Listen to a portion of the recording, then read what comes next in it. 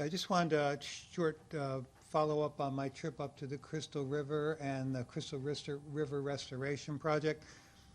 Amazing project. The whole area, including Kings Bay and all the canals. Crystal River is based around canals that go out into Kings Bay, which go out into the Gulf.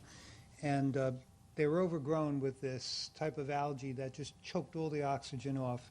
And what it resulted in was an accumulation of muck at the bottom that was both algae and sediment based. And their canals are old and the sediment had built up for decades.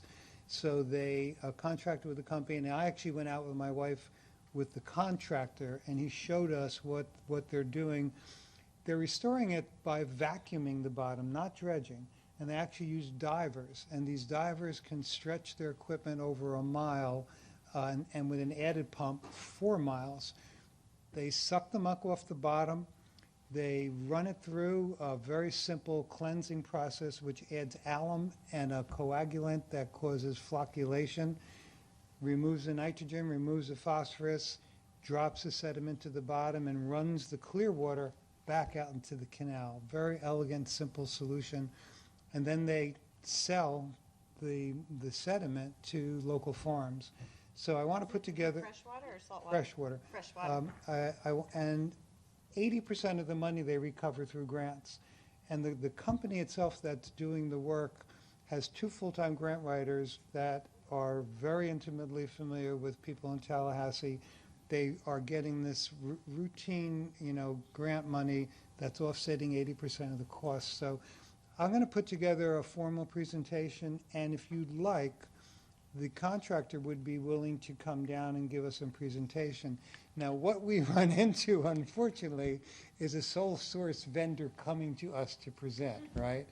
And I got yelled at for trying to do that originally.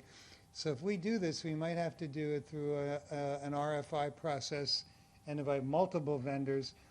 But these people had their stuff together, and it was amazing. They also have a farm that grows very special seagrass that's very adaptable, eats all the microorganisms, and they protect it in cages. So when it gets to about this high, the manatees can come, nibble off the top.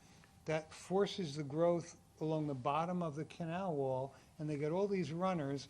And the regrowth of seagrass and the repopulation of scallops and shrimp has just been amazing to see. 7 years they've been going, cost $48 million over 7 years, and they've recouped $40 million.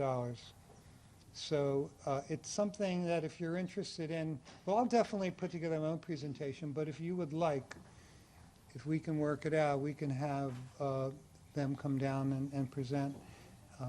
And they also have a community group, Save the Crystal River, which has done a lot of behind-the-scenes fundraising.